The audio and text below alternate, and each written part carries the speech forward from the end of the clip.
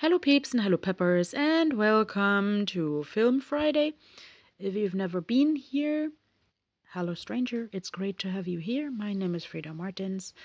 I am a disabled artist and learning tarot reader um, from Germany in Iceland. And on Fridays, I'm always trying to retell a film that I like with tarot cards. And yeah, the other day, my friend and I happened to have our conversation about Amish people, like these very traditional religious groups out in the countryside in the USA and like the similar Hutterites in Canada. So I reminisced a film that is called +1 at an Amish wedding. Um, in the beginning, I didn't know what a +1 was, but that's like basically when you invite the partner of a guest along and you don't really know who that is. So, um, this film +1 at an Amish wedding is about April, who is a young doctor in a bigger city in the US. I don't know which one. And she falls in love with the vet who helps the dog of her nephew. And she realizes she doesn't know anything about his past, his family, his daily life. And then it turns out like he gets a letter. And she is like, "What? A letter with a post stamp and stuff?" Uh, yes, because let's say his family writes letters because then he says, "I'm Amish," and yeah, if you don't know, like the Amish people often have biblical names. So I decided actually to use my Archangel Animal Oracle cards to retell the movie. And like in classical tarot, the butterfly is always a transformation. So yes, I would say like both April and Jesse transform during the course of the story. I mean, I probably wouldn't get engaged to a person like without knowing anything about their family, but okay, this is the Hallmark movie world. Maybe that works. So actually, yeah, both of them have to be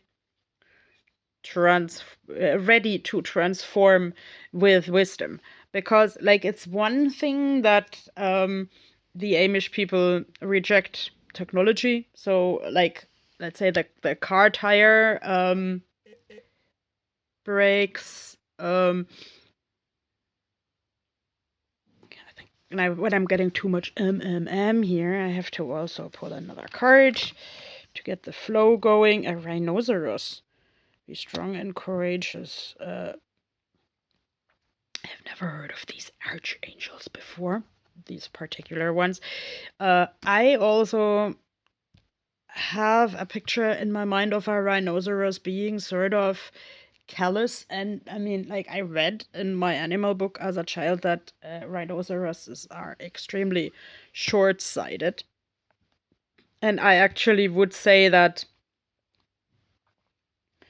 also both parties, like the Amish and the worldly people, are a little bit short-sighted in this story, um,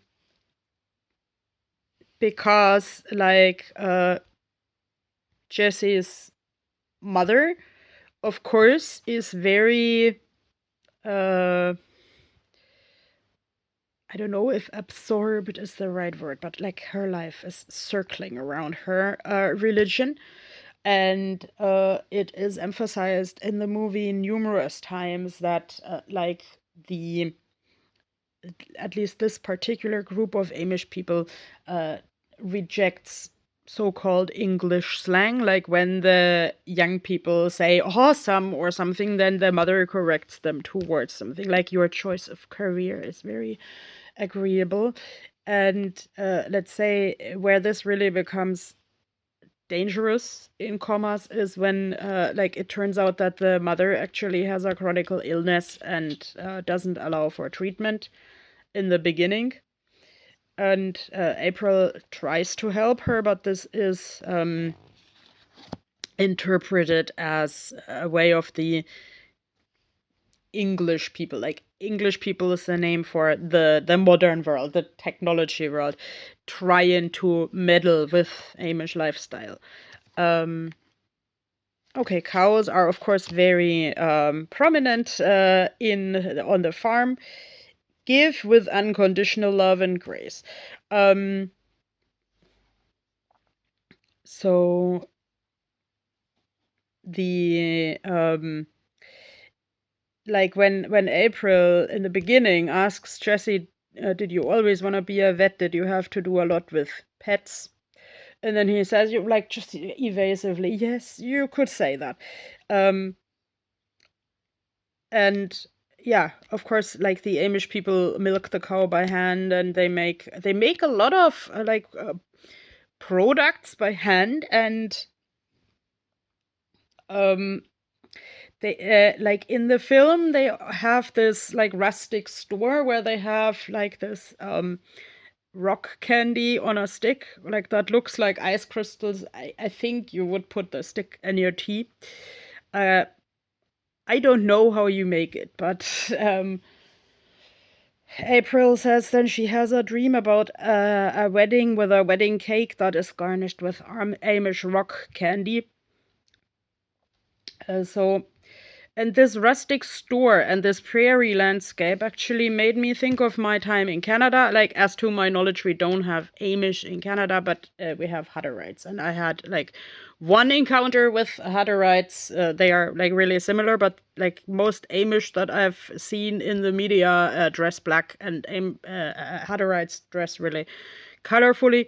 I had one encounter in downtown Calgary, and like they stared at me, probably because of my clothing, but also probably because of the way I move, as if I was just coming from the moon. Okay, this lovely back art looks a little bit like a moon. And my camera buttons look a little bit like a moon. So maybe, yes, I am from the moon, and I try to get my knowledge about all the things in the world from films. The Lamb of God, of course. And yes, the rock candy is blue and glittery, and like this, uh, like the young people, like 18, 20 years old, of course, they do Rumspringer, like this. I think it's 1 year where they can like go into the modern world and then decide if they want to stay there or if they want to go back to their community. And like it's my understanding that like once you're out, you're out. But I don't want to spoil the movie too much, but let's say the old mother and April make steps towards each other. And actually, the blue rose also makes me think of a young woman who stepped up to the media like in real life. Her name is Emma Gingerich. You can Google her. She made an appearance in a blue dress, and she said she basically got out of the Amish community, amongst other things, because there was never any joy, because sort of God forbade it. And I would say in the movie, like plus one at an Amish wedding, this is not pictured like that, because actually then the people start playing volleyball, and April is really surprised, and actually I would be really surprised as well. Okay, I thought this was a dolphin now when I saw the tail, but yeah, so it's a shark. So of course, yes, there are like some people really attacking each other with words, but here lead as a powerful, peaceful warrior. Um, the Amish people in the story normally want to live in peace with their surroundings, but also stand up for their values. Um, I find it pretty interesting that the like Jesse's brother always says Bruder, like German for brother. In case you shouldn't know, like the Amish speak a mixture language of German and English, which actually reminds me kind of a lot of the way I've come to think. Um, like I think and dream like this. I mean, like not the proper Pennsylvania Dutch language, but like because I sort of live my life between several different languages. This is how I talk. This is how I dream. And actually, when this guy always said something of the type "Tschüss, Mrs. Fisher" and "Was machst du, Bruder?" I was kind of, I don't know, sort of crying because I felt acknowledged by the movie more than by some people around me because yeah, sometimes like when I'm really kind of depressed, when I think what is going wrong in my life, the movies are my friends. um I also met a religious person in Canada who said like she would like to live in an Amish community to escape the stress of the modern world, but I don't know if that would be doable and acceptable. But actually, like much later, I learned that this person connected with some Hutterites through food recipes, and yes, like cooking everything from scratch is really significant in the movie, and it's like also very strictly gendered. Like the men do very physical work like carpentry often, and the women are kind of in the kitchen all day in order to prepare for the wedding. um be patient and focused. I personally was a little bit surprised that, like, in the movie, the sister of April, who's called May, um, tells her that the Amish tend to wear to not show too much skin and wear dresses, which is true. But then April is always going in this like shoulder-free shirt thing.